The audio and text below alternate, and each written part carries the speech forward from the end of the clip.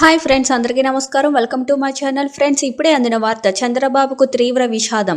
TDP senior నేత కన్నుమూత. ఈ విషయాలన్నీ తెలుసుకునే ముందు ఈ వీడియోని పూర్తిగా చూడండి ఫ్రెండ్స్. అప్పుడే మీకు పూర్తిగా అర్థమవుతుంది.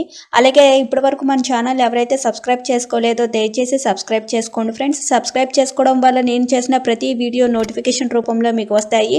అదేవిధంగా లైక్ చేయడం మాత్రం మర్చిపోకండి. లైక్ చేయడం వల్ల ఇలాంటి ఇంపార్టెంట్ ఇన్ఫర్మేషన్ చాలా మందికి రీచ్ చేసిన వాళ్ళు మొత్తం మీకు లేట్ చేయకుండా వివరాల్లోకి అయితే వెళ్ళిపోదాం. ప్రస్తుతం ఒంగోలు టీడీపీ ఎంపీ మంగుట శ్రీనివాసులు రెడ్డి ఇంట తీవ్ర విషాదం చోటు చేసుకుంది. ఈ మేరకు ఆయన సోదరుడు మాజీ ఎంపీ సుబ్బరామిరెడ్డి సతీమణి కావలి నియోజకవర్గ మాజీ ఎమ్మెల్యే మాగుంట పార్వతమ్మ కన్నుమూశారు. చెన్నైలోని ఒక ప్రైవేట్ ఆసుపత్రిలో ఆమె చికిత్స పొందుతూ బుధవారం ఉదయం 6:15 తుది శ్వాస విడిచారు. చాలా సున్నిత స్వభావం కలిగిన రాజకీయవేత్తగా ఆమె ప్రత్యేక గుర్తింపు పొందారు. అయితే ఇటీవలే ఆమె కుమారుడు మాగుంట విజయరెడ్డి ప్రాణాలు కోల్పోగా సరిగ్గా 5 నెలలు కూడా గడవక ముందే పార్వతమ్మ తీవ్ర అనారోగ్యంతో తుది శ్వాస విడవడం మాగుంట ఫ్యామిలీలో తీవ్ర విషాదాన్ని నింపింది. ఆమె మరణం పట్ల సీఎం చంద్రబాబు నాయుడు, పలువురు మంత్రులు, ఎమ్మెల్యేలు సంతాపాన్ని తెలిపారు.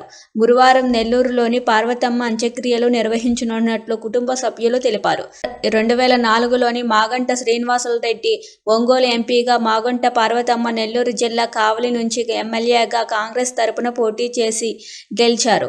2009లో మాగంట శ్రీనివాసులరెడ్డి కాంగ్రెస్ పార్టీ తరపున తిరిగి ఒంగోలు నుంచి పోటీ చేసి గెలవగా, మాగంట పార్వతమ్మ మాత్రం రాజకీయాలకు దూరంగా జరిగారు. అయితే 2014 ఎన్నికల సమయంలో మాగుంట శ్రీనివాసులరెడ్డి కాంగ్రెస్కు రాజీనామా చేసి తెలుగుదేశం పార్టీలో చేరి ఒంగోలు ఎంపీగా పోటీ చేయగా ఓటమి పాలయ్యారు. అయితే మాగుంటకు చంద్రబాబు ఎమ్మెల్సీ అవకాశం కల్పించారు. శ్రీనివాసులరెడ్డి 2019 ఎన్నికల సమయంలో టీడీపీని వీడి వైఎస్ఆర్సీపీలో చేరి ఒంగోలు ఎంపీగా పోటీ చేసి విజయం సాధించారు. వైఎస్ఆర్సీపీ 2024 సార్వత్రిక ఎన్నికలకు మాగుంట శ్రీనివాసులరెడ్డికి ఒంగోలు ఎంపీ టికెట్ నిరాకరించింది. దీంతో ఆయన ఆ పార్టీని వీడి మళ్లీ టీడీపీలో చేరారు. ఒంగోలు ఎంపీగా పోటీ చేసి విజయం సాధించారు. చూస్తున్నారు కదా ఫ్రెండ్స్, ఇలాంటి లేటెస్ట్ అప్డేట్స్ కోసం మన ఛానల్ని లైక్ చేయండి, షేర్ చేయండి, సబ్స్క్రైబ్ చేసుకోండి. Thank you for watching this video.